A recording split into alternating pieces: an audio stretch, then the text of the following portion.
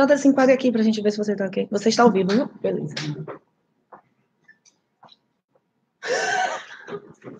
Ai, meu pai.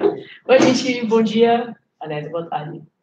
Vamos apresentar um trabalho que eu e o Jota desenvolveu junto com o grupo de pesquisa sobre a orientação do professor Monteiro e Hernani, que é um modelo computacional, ou pelo menos o início dele, a gente pode considerar um método, para a gente fazer revisão sistemática da literatura, que é algo básico para quem está no mundo acadêmico e é algo assim, tipo, seu primeiro capítulo de uma tese, primeiro capítulo de dissertação, a base para artigo. E é algo que demanda muito tempo e trabalho, e a gente está tentando ajudar esses alunos que estão ingressando na carreira científica. Até então, um título genérico, modelo computacional para a revisão da literatura. Aqui a gente fez um pequeno fluxograma de que iremos apresentar e de como funcionam os procedimentos do nosso modelo. Aqui o que está em amarelo, que a gente está chamando de primeira etapa, seria como a gente elabora esse banco de dados e aonde pesquisar. A segunda etapa, que está de azul, é como a gente organiza os dados, qual o arquivo que a gente gera e como a gente constrói uma rede, porque esse modelo é baseado na teoria de redes complexas. A terceira etapa, que está em roxo, é o que a gente faz agora com esta rede que geramos, como que a gente analisa e interpreta os índices que ela nos oferece para dar suporte para a nossa revisão da literatura. E, por fim, a gente tem aqui os resultados, junto com aquela mineração de dados, que é o que vai ser a parte final para a gente fazer nossa análise e entregar o resultado. É um jeito diferente de se fazer uma revisão da literatura, porque a gente traz a teoria de redes, mas ela nos dá todo o suporte estatístico matemático para que a nossa ideia de revisão sistemática tenha embasamento e fundamento. Certo? Primeira parte aqui, Jota vai explicar como é que a gente elabora o nosso banco de dados. Boa tarde. Esse modelo pode ser utilizado em qualquer base científica, mas o teste que a gente está exibindo aí, os exemplos, foram feitos no i3 Explorer. Basicamente, está organizado... O que ele quer dizer com isso? Que você, para começar a fazer uma revisão sistemática, você tem que escolher um portal que tem os periódicos. E, neste caso, a gente trouxe alguns exemplos, como o Google Scholar, como a Cielo, o PubMed e o I3E. Como o trabalho da dissertação de Jota é sobre odometria visual, ele, dentre esses portais, ele achou melhor o I3E para a gente poder começar a construir o nosso banco de dados. Mas esse modelo, ele serve para qualquer base de periódico.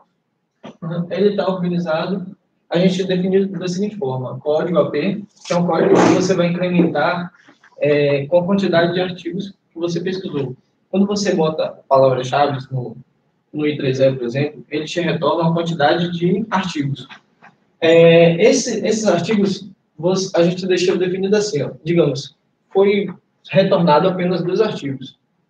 Aqui a gente botou um código específico para ele, código P001, para o primeiro, segundo, aí botou o ano, o título, a página, ISN, ISSN, autor, entre outros detalhes.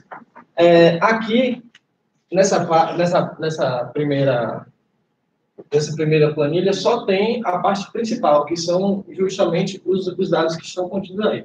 E aí, se no caso retornar 100, 200, vai estar todos aqui com P00, 200. Em resumo, qual é o nosso primeiro trabalho? Quando a gente acessa o portal, ele escolhe suas fins de pesquisa, né? Por exemplo, eu vou estudar rede semântica, inteligência artificial e redes neurais profundas. Então, essas são minhas palavras-chave, essas são os meus links de pesquisa. Eu escolhi o portal, nesse caso, Cielo. Escrevi as palavras-chave, botei se eu quero ir ou não. Isso aí a gente aprende quando a gente faz essa questão da revisão. E aí ele me retornou lá 100 artigos. E você tem a opção de fazer o download desses 100 artigos. E quais são as características que ele te retorna? Ele te retorna o título, as páginas, o código, o autor, quando foi publicado, o DOI, as palavras-chave. E o que a gente atribui, para a gente não começar a se perder, é que todo artigo, que a gente agora chama de artigo principal, ele ganha um RG, um CPF, um código, que a gente chama de P001. Por exemplo, rede semântica e inteligência artificial na educação física. esse é o título do primeiro artigo que me retornou, é do ano de 2009, e qual é o RG dele, qual é o CPF dele? P001, certo? A gente precisa entender isso, que todo artigo agora, que a gente chama de artigo principal, que são esses primeiros que são retornados, ganha um código, que é P001. Nessa segunda, digamos, tem a planilha 1, que é com todos os artigos, e aqui já começa a carga das citações. Vou mostrar, deixa eu mostrar.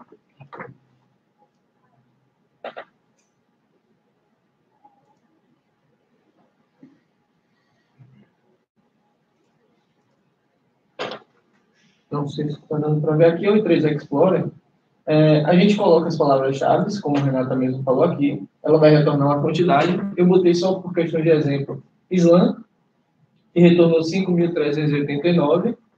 Aí você marca os artigos, selecionar todos, mas eu vou marcar o seguinte, esse daqui. Vou chegar aqui e vou exportar no modo de citação BibTeX. O próprio portal te dá essa possibilidade de você exportar os artigos que você seleciona no formato que você deseja. Podia ser Excel ou BibTeX, que é o modelo de referência que o LaTeX, que é o que a gente utiliza, nos traz. E ele retorna este formato para a gente, que não está muito nítido, mas a gente pode descrever. A primeira linha é o autor, a segunda linha é o título do livro ou conferência, a terceira linha seria o título do trabalho, depois o ano, o volume, o número, as páginas, as palavras-chave, ou seja, tudo que a gente mostrou é tabulado no slide anterior.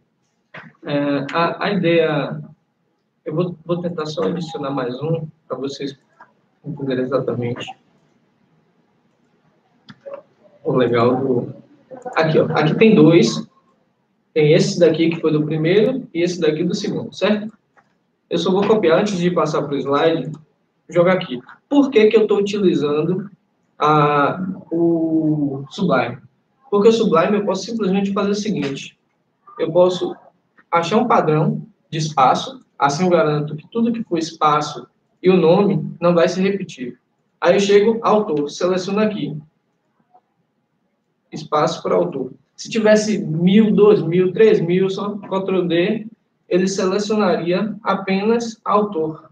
Eu jogo para cá, estou fazendo... Aqui, ó, eu tenho todos os autores. Se eu quiser separar todos os autores por colchete, eu consigo fazer tudo isso aqui e quebrar. A mesma coisa se eu fizer por título, que é o que a gente está querendo no momento. Eu seleciono o título, perceba que se eu jogar aqui, eu tenho os dois títulos. Isso acontece para todos os resultados que tiver. Então, se eu tiver 100.000 artigos, eu faço isso, eu consigo carregar todos os... Só uma exceção. Sim. Para as pessoas que não gostam, não têm experiência de trabalhar com esse tipo de editor, no Sublime, existe um programa chamado JabRef. Se você pegar aquele arquivo que é gerado lá pelo PubMed, você abrir o JabRef, ele já gera a planilha para você. Porque a ideia é o seguinte, o Sublime ele não faz parte do projeto do modelo. O Sublime é um software, um programa que o Jota tem habilidade e ele utiliza para fazer esse tratamento de dados. Mas a gente poderia utilizar o velho Word ou o velho Notepad++ e apertando Ctrl+H, substituir, e você substituindo ou extraindo o que você quer. Nosso objetivo futuro, mas aqui a gente está apresentando o osso da nossa ideia, é a gente fazer um software que simplesmente você vai selecionar qual é o seu portal que você quer extrair seus artigos, você coloca suas palavras-chave como se fosse o portal, e ele já vai te retornar tratado o arquivo em Excel e o arquivo que você utiliza no software GEF ou GFI, que é o que plota as redes semânticas, ou rede de citação, rede de arquivo. Aqui ele só está mostrando como a gente conseguiu pensar para fazer esse tratamento de dados. É o que está por trás do nosso modelo. Mas, volto a dizer, o Sublime não faz parte do modelo. Isso é um software que ele utiliza, que ele tem habilidade para fazer esse primeiro tratamento dos dados. Certo? Pronto. Essa estrutura aqui foi para pegar aquela primeira etapa que tinha apenas 2 linhas, dos artigos. A gente vai continuar da seguinte forma. Na apresentação, a segunda etapa é você criar uma planilha, uma nova planilha, e colocar um ID. Esse ID é fundamental. Isso aqui é a chave da organização de toda a estrutura, porque a gente vai manipular, vocês vão conseguir entender como é que funciona, mas esse ID tem que ter, é obrigatório esse processo. Você vai criar uma nova planilha, colocar um ID para cada artigo principal e os seus artigos citados. Aí está lá. O artigo P001... Qual é a questão disso? Se lembra que a gente retornou 100 artigos principais? Pronto, isso é a primeira parte. Pegar esses artigos principais, colocar ele na planilha do Excel. Como uma revisão sistemática da literatura, só esses artigos principais não são tão importantes. Então, o que a gente fez? A gente pegou agora as referências desses artigos principais. Por exemplo, o artigo P001, quem ele citou, entendeu? A gente pega os dados e coloca embaixo dele. Agora a gente tem o artigo principal e quem ele utilizou como referência. Porque faz sentido. Depois a gente foi ler qual foi o nosso segundo artigo principal, segundo artigo principal, P002. Quem ele citou, a gente pega de novo as referências que ele citou e coloca na planilha. E assim a gente monta agora essa estrutura de artigos principais e de artigos citados pelos artigos principais. A partir daí que surge a nossa revisão da literatura. Vocês trazem como isso? Vocês acessam cada artigo? É isso. Show. Vamos lá. Digamos aqui, eu cliquei nesse Orbislan, certo? Aí eu vim para cá, para o Orbislan, aí no I3 Explorer, você clica aqui em View Reference, seleciona todos. Ele já, quando você bota, você vai. Tá. Seleciona aqui na referência, porque o I3 Explorer tem isso, mas se alguns não tiverem, você vai acessar o arquivo, mas a gente vai trabalhar nesse detalhe. Eu gosto do Sublime por isso. Como eu falei, todos os dados, perceba que todas as referências, ou todos os artigos que estão citados como referência, estão em amarelo. Como tirar apenas esse texto? O Sublime, ele trabalha por padrão. O padrão disso aí, já de cara, dá para perceber que você tem o espaço, aspas duplas, texto, aspas duplas, espaço. Se eu selecionar todos os espaços e aspas duplas, automaticamente eu já vou quebrar e vou retirar todo o início de texto. Se eu chegar aqui no final, aspas duplas, espaço, você perceba que ele varreu todos, seta para a direita, eu agora tenho todos os artigos aí. Isso independe da quantidade, porque para mim não importa a quantidade de citações que estejam aí. Isso pode existir algum fora do padrão, e aí você varre todos os padrões e adiciona um novo padrão, aí você trabalha nos dois padrões. Então, por conta desse padrão que a gente conseguiu observar, que todos os portais têm, quando a gente importa, por exemplo, o BigText, que a gente vai conseguir deixar isso automático. Esse é o grande objetivo. Posso fazer um excesso? Claro. O JavaRef, aquele programa que eu falei, existem outros, tá? Porque eu gosto desse, é simples, é muito simples. A interface é simples. Se você entrar nele, ele já pergunta qual é a base de dados que você quer consultar. Você quer consultar o Unimed? Você quer consultar o I3 Explorer? Ele já vai com as palavras-chave que você colocou, já vai lá e baixa toda a referência de lá. Você não precisa baixar o arquivo BibTeX que ele fez. Ele já baixa para você e já cria comigo automaticamente. Ele já direto, não tem problema.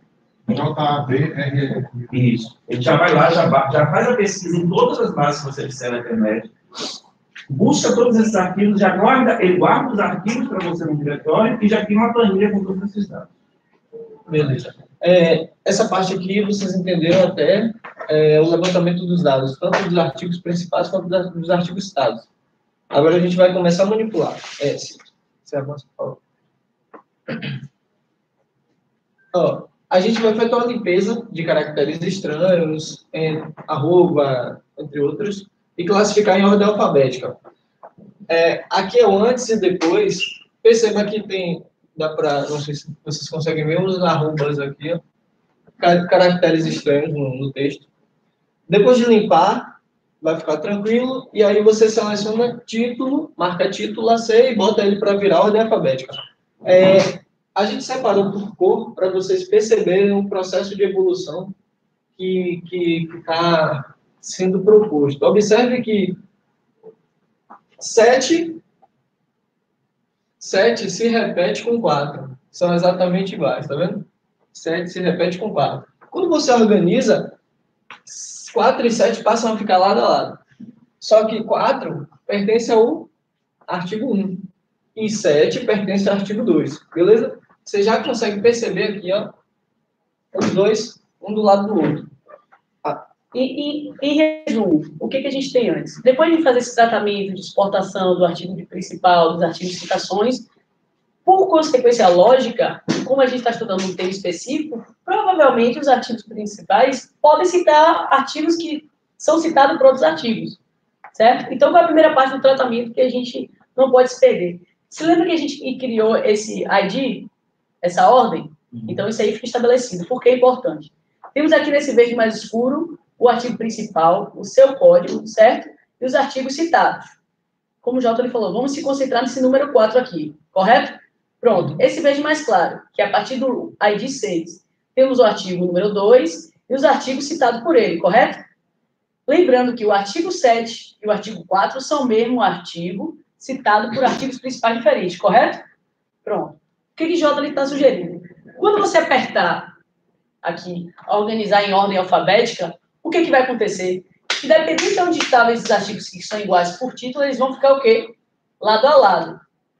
Isto seria uma preocupação porque a gente não teria como identificar onde estava originalmente, certo?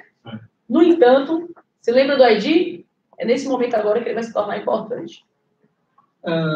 Nessa parte, depois de você fazer essa virada, perceba que... Aqui, eu deixei só negrito. A gente agora vai criar códigos para os artigos citados.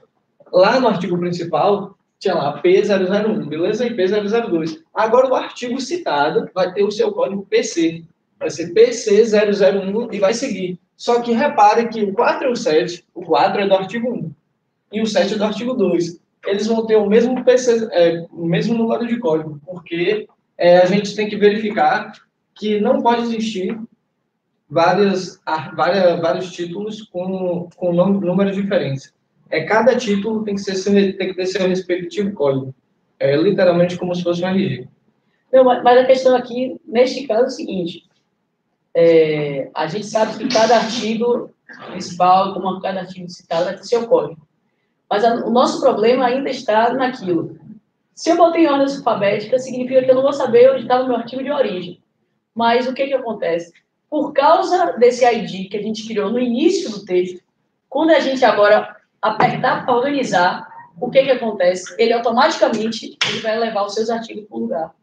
Então, por mais que eu tenha primeiramente ajeitado em ordem alfabética, e é preciso fazer para poder você botar um código neles, quando você depois dá um clique no ID, ele consegue levar de volta os artigos para o seu lugar de origem.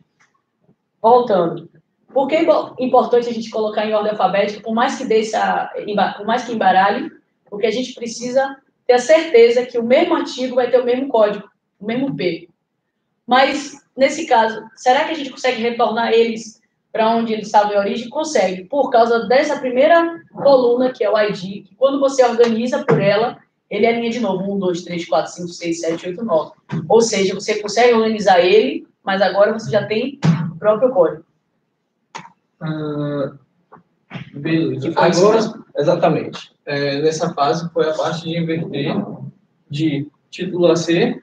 Agora a gente organizou em ordem crescente ID, exatamente como ficou lá. Marcado 4 e 7. Agora 4 e 7, percebem que tem o mesmo código e estão exatamente no seu lugar de origem. Vamos lá. Tá mais ou menos, não quero nem que esteja claro, só quero que esteja aqui mais ou menos claro até aí. Mais ou menos. Pronto. Tá mais ou menos, tá indo bem. Pronto. Agora, essa parte aí, já parte de conclusão, que a gente vai fazer o quê? Vai copiar toda a tabela, toda a coluna de código e de artigos principais. E agora a gente sabe que cada código vai ter seu bloco de artigos citados. Cada código, ou cada artigo vai ter seus artigos citados. E assim segue o fluxo. Por que da imagem? Perceba que P001 e P002 apontam para o mesmo código de citação. Ou seja, código de citação PC006 está contido tanto em P001 quanto em P002. Essa visualização a gente consegue, depois de extrair daí, rodar um algoritmo que foi desenvolvido e jogar no GFI. Isso a gente não vai fazer na mão grande. Isso é só uma forma de ilustrar o que a tabela está dizendo, certo? Se lembra que ambos os artigos principais citaram um artigo? Olha aqui, ó, o P006. Aí você pode pensar em duas coisas. Sim, quem é P006? Lembrando que como a nossa tabela está completa, é só você depois catar, bota lá Ctrl+H, Ctrl+F, ou na lupinha de buscar, bota lá PC006, ele vai te retornar o título, que já está lá feito. Este esquema aqui é só para a gente ilustrar o que seria esse artigo, que nesse caso está de citação, certo? E esse algoritmo já vem pronto, vocês não vão precisar programar nada, simplesmente vocês vão apertar o botão e ele já vai gerar o arquivo para vocês. Oi? Não, já está pronto. Essa parte já está pronta. Essa parte já está pronta. Você... gera redes, porque isso que dá mais trabalho. Isso que dá mais trabalho. Isso que dá trabalho, que a gente sabe, principalmente quando trabalha com dados, é a elaboração do banco de dados. Feita a elaboração do banco de dados com os algoritmos corretos depois, a gente consegue fazer muita coisa. Então, a energia que a gente vai ter que depositar ainda no início é só essa elaboração dos dados. Você gerar um algoritmo, você gerar o arquivo que a gente vai colocar no GFI, isso aí já está pronto e a gente fez. Que o nome a gente botou como MH2B, que foram os responsáveis pela compilação e criação do código, que eles pegam essa tabela e transformam. M de Monteiro, H de Hernani, 2B, porque o sobrenome de... Não é nada disso. Não é o quê? É MP2D. Ah, é. MPB, vocês reclamaram dizendo que... Não foi eu, não. Foi. Então, é MP... Mas era MPB. Então, é MPB? Era MP2B, Barros Barreto. Não, era MPB2. Eu não sei se você não quer MPB2.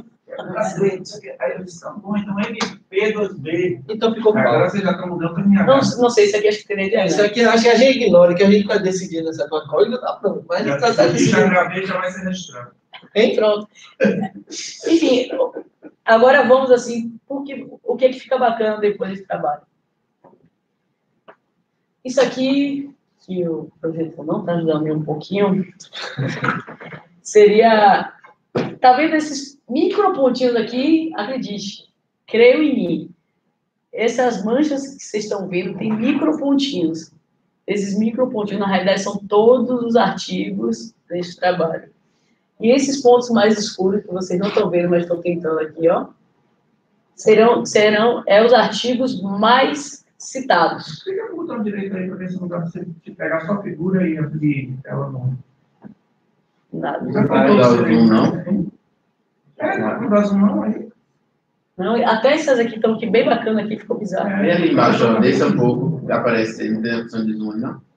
Não. Configuração ali. Horrível. Mas, enfim, vamos trabalhar com o que a gente tem. O que a gente tem? No caso de Jota, ele queria saber quais eram os principais artigos da área dele e quem estava citando quem. Então, assim, esta rede que fizemos, que tem em torno de 2.400 vértices, ou seja, 2.400 códigos, ou seja, 2.400 pontinhos, ele nos diz qual artigo é mais citado, pelo menos, dentro da área de estudo. Ou seja, além de tudo, você começa a otimizar o seu tempo, porque você vai agora só estudar o que está em voga. E você começa a analisar e perceber quais são os grupos de autores, quais são as palavras mais utilizadas e quais são os artigos mais citados nos últimos anos. Isso, a teoria de redes, ela te retorna, te proporciona e te dá o suporte. Porque, por exemplo, aqui, que esta tabela aqui seriam os 10 artigos, eu não posso nem, os 10 artigos mais citados, com seus respectivos códigos e com a quantidade de artigos que citam eles. Então, a gente pode, por exemplo, até começar estudando por esses artigos. Isso agora é você. Ou você pode começar a citar esse artigo e dizer, olha, há 10 anos atrás, realmente, Barreto era muito citado na área de educação. Mas nos últimos 5 anos para cá, tem este autor, Monteiro, que está ganhando notoriedade de outros artigos. Observe. Como é que você sabe disso? Você leu todos os artigos? Eu estou comprovando a partir de teoria de redes, porque ele tem um alto índice de entrada. Então, ele tendo um alto índice de entrada, significa que outras pessoas estão lendo e o citando. Isto é um exemplo de como a gente pode dar subsídio na nossa revisão da literatura. Depois de fazer aquele procedimento da tabela, a gente tem esta possibilidade de análise. Só para enfatizar a importância, se você não fizesse esse método, você ia precisar ler os 2.000 artigos. Ele te dá uma direção. Você sabe, meu Deus, eu não sei por onde começar, quem é o autor mais importante da minha área, por onde eu vou? A partir disso, você tem um retorno e tem até um justificativo do seu orientador, porque você está lendo esse artigo e não outro. Pelo menos por enquanto. E a gente conseguiu já perceber, no mínimo, 3 possibilidades a partir de teoria de redes, a partir deste modelo, que é uma rede semântica. O que seria uma rede semântica? Esses pontinhos, ao invés de ser código de artigo, seriam de palavras. E como é que você faz essa rede semântica, que também já está pronto, porque esse arquivo gera isso, a partir dos títulos. Eu tenho minha área de estudo, que é geometria visual. Peguei os meus 2.000 artigos, eu tenho meus 2.000 títulos, e eu já tenho como gerar meu arquivo para colocar nesse software que é de teoria de redes, que é o GFI. E agora eu consigo perceber quais são as palavras que mais se relacionam dentro da minha área nos últimos anos e quais são as palavras que estão mais fortes dentro da minha área. No caso dele foi Orbislan. Isso é óbvio. Óbvio não. Agora você está comprovando que esta é a palavra, que poderia não ser. E temos aqui, por exemplo, foi ótimo. Temos aqui um exemplo de um artigo, para vocês entenderem o que é rede semântica, que foi resposta de uma entrevista de quem joga RPG online. Porque quando a gente pensa em RPG ou jogo, a gente imagina que a pessoa está lá por diversão, que a pessoa está lá porque gosta do jogo. E a partir da teoria de redes, a partir do que a gente utilizou para fazer, percebemos que as pessoas que responderam o questionário, quando a pergunta foi o porquê você joga online, era porque eles queriam estabelecer a palavra que está mais forte que essa aqui no meio, amizade. A gente não imaginava isso. E aqui, a partir da teoria de rede, a gente conseguiu ver como a amizade está relacionada com vida e que o jogo aparece, a diversão aparece. Mas a palavra mais forte dos depoimentos desses entrevistados foi a amizade. Aqui um exemplo de rede semântica. Temos aqui, um outro exemplo que esse modelo pode me proporcionar, rede de coautoria. Ao invés de eu pegar o título, ao invés de pegar os artigos, eu pego agora os autores que escreveram. E eu faço os mesmos procedimentos, e eu começo agora a perceber qual autor cita quem. Ou qual autor fica isolado entre um grupo. Ou qual autor tem afinidade de fazer parte, de unir 2 grupos, ou de repente 2 áreas de conhecimento diferentes. Eneida, por exemplo, ela não é da área de exatas, no entanto, ela consegue unir quem é da área de exatas e quem é da área de educação. Então, a gente pode começar a perceber isso a partir da rede de coautoria. E, por último, isso aqui era um recorte daquela rede grandona. Observe, está vendo que tem os pontinhos verdes? Lembra que eu falei? Esse pontinho verde, que, na realidade, tem um código, que é o código dos artigos mais citados. Porque na rede, assim, você pode configurar ela de uma forma de o que for mais importante, ele se destaca mais, para você poder analisar e perceber. E neste caso, inclusive, você consegue ver a direção. Em vez de ser simplesmente só uma linha, você vê uma seta, tanto podendo ir como voltar. Enfim, basicamente, essa aqui é a última lâmina. Este foi o nosso trabalho. Qual é o nosso próximo passo? Além de refinar mais o modelo, a gente automatizar principalmente a estrutura do banco de dados, a coleta de dados, que é fazer um aplicativo /software, que, como eu disse, você simplesmente vai escolher o seu portal, vai colocar suas palavras-chave, suas linhas de busca, ele vai te retornar já tudo tabelado, tudo com os códigos e com o arquivo para você colocar esse software de teoria. A questão mais importante aí é que em poucos minutos, quando você vai fazer isso, em poucos minutos, você consegue ter logo a relação dos artigos que você tem, que você deve ler, e dos autores que são os autores que você deve citar no seu trabalho, seja ele um TCC, seja ele uma dissertação, uma tese de doutorado. Tudo fica explicitado em poucos minutos. Normalmente, você tem que fazer uma pesquisa extensa para ter uma revisão sistemática da literatura. Ler cada um dos trabalhos, ver quem está citando. Com essa metodologia, tudo é resolvido em minutos. É claro que a primeira vez que você for fazer, você vai se adaptar à metodologia. A coletar aqueles dados. Usando alguns programas que ajudam, por exemplo, o Mendeley, ou utilizando o JavaRef, você não consegue ter essa base de dados sem ter que entrar em cada um daqueles repositórios dos artigos. Não é que PubMed, Explorer, Cielo, Google Scholar. Google Scholar, sei lá. Você não precisa entrar em todos eles, porque os aplicativos já fazem essa busca para você na internet, e já retornam tudo para você. Então, você se concentra mais na parte de gerar aquela planilha. Ainda é trabalhoso gerar planilha? Mas com prática você faz aquilo relativamente rápido. Já faz um minuto. Uma vez feito aquilo, o resto é automático. Você vai rodar os programas, ele vai gerar essas redes, e usando os elementos de rede, você já vai saber, eu tenho que ler estes autores, porque são aqueles mais citados atualmente na literatura. E o legal é que você justamente tem como justificar. Não, e se for, por exemplo, um método, como o Jota estava tentando ver um método para fazer audiometria visual, automaticamente ele diz quais são os mais usados também. E ele dá as palavras-chave que você vai precisar colocar no seu trabalho. Ele já diz quais são as palavras-chave que você deve usar para que o seu trabalho possa ser depois pesquisado e encontrado nesse núcleo de pesquisa que está sendo realizado. Você vê os autores que não estão sendo citados, meu professor não deu ler esse, mas ninguém cita ele, quer dizer que está dando pouca importância a ele nesse momento. Claro, você pode até ler, porque o seu professor mandou, e depois até questionar por que deixaram de citar fulano, que estão citando agora. Você começa a dar mais riqueza ao seu trabalho. E você vê as tendências, os trabalhos tendenciosos, quando você vê os grupos que citam a si mesmos. Mas esse pessoal, eles citam a eles mesmos. Então, talvez não sejam tão de confiança para você utilizar na sua pesquisa quanto aqueles que são muito mais diversos, onde há mais diversidade. Exatamente, essa parte de citar. Pode pegar até alguns pedaços ali que está bem isolado. Você percebe que existe uma tríade ali. Que se você... Está vendo aqui em cima, ó, onde eu estou apontando? Você vê que não tem, acredita, não tem nenhuma linha aqui. Ou seja, não tem, esse grupinho aqui não se conecta com ninguém mais da rede. Imagine, em 2.000 artigos, esse grupinho aqui. Aquela panelinha. Só fica na panelinha. Ou esse outro grupinho aqui embaixo. Se não fosse por esse cidadãozinho aqui, que está vendo que tem um pontinho aqui, ele estaria totalmente no lado. Pode ser aquilo que chamam, né, na literatura de impostura. Eu vi... Ou uma coisa que Jota me chamou a atenção, não sei se você vai falar isso, que é em relação ao tempo.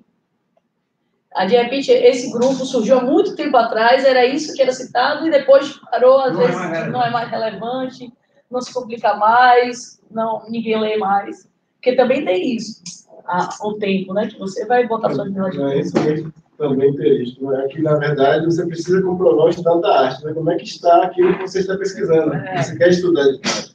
Se o tema que você está trazendo, foi orientado a fazer, está esquecido já aí na linha do tempo, ele não faz. Aquilo não trata mais de ciência do que está se tratando agora na contemporaneidade. Que se for de uma rede de artigos ou palavras, você poderia dizer, professor, essas palavras aqui que a gente está querendo, ou essas palavras-chave, ou esses trabalhos, eles meio que morreram. Nos últimos 10 anos, ninguém não cabe mais. Né? Aí a gente pode até justificar o porquê. Apareceu uma tecnologia nova. Porque é comum que a banca critique. Por que você citou esses autores e não eles? Porque às vezes a pessoa da própria pessoa que citou isso não teve. Porque você não citou, aí você pode provar, sim, matematicamente, que você não citou porque eles estão esquecidos no tempo. E o MP2B já está disponível onde? O MP2B está disponível naquele site onde... Bom, isso aí já são os orientantes que têm acesso. É um site onde eles podem programar online. Lá está no diretório já colocado do SMTools. Okay. Para as outras pessoas, a gente vai criar um repositório no GitHub para vocês baixarem. Eu já vou deixar a Jota encarregado de fazer isso. Eu não falei nada. Porque, na verdade, é um kit, né? O ideal seria que o Jota já fizesse uma interface legal para você só botar as palavras-chave, ele já ir pesquisar. Gostamos de interface, né, gente? Bastante.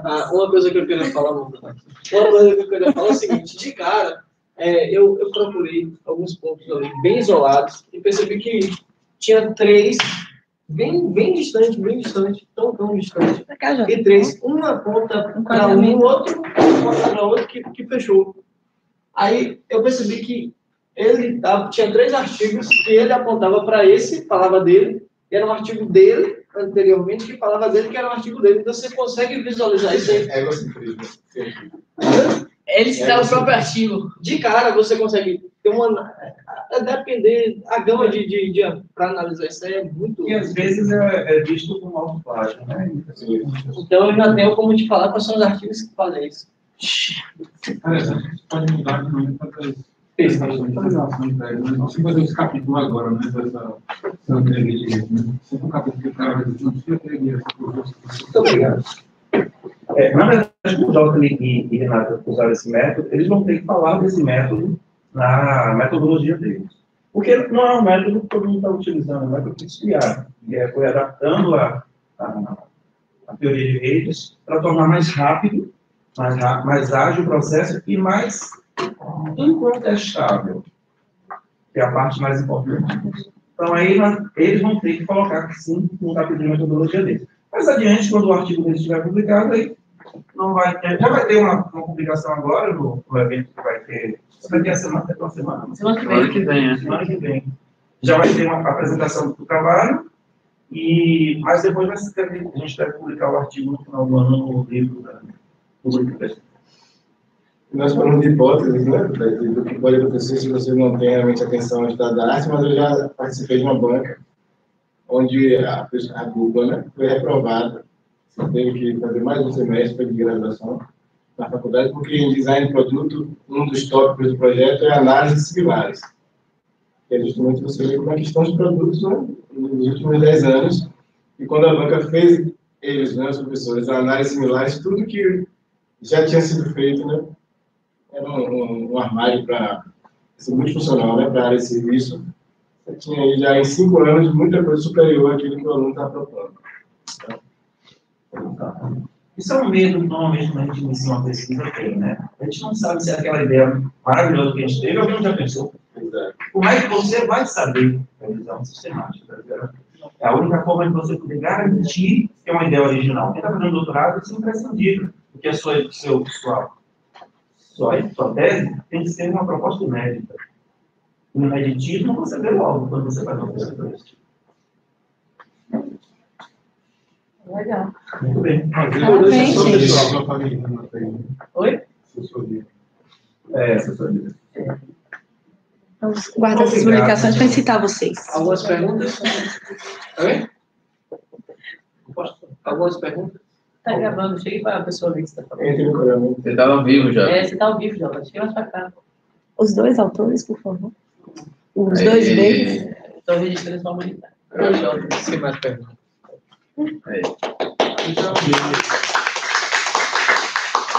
Obrigado, Jota e Renato. Eu tenho contato de vocês. E se eles não responderem, você joga no grupo até eles responderem. Se eles